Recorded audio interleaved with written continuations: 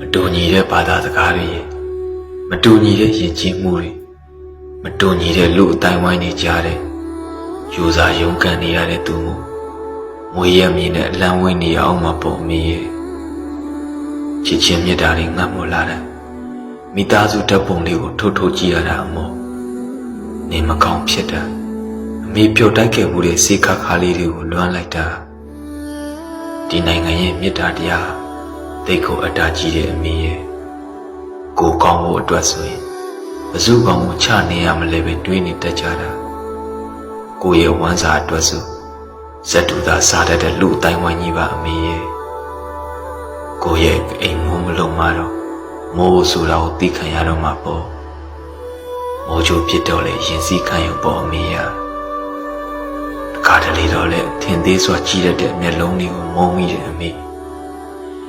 စင်ပြေလားလို့မေးတယ်အစင်ပြေပါတယ်ဆိုပြီးတကယ်မညာခြင်းတော့ဟန်ဆောင်မျက်နှာဖုံးနေရဲ့နောက်ွယ်မှာပျော်စရာတွေကတကယ်ရှားတယ်အမေ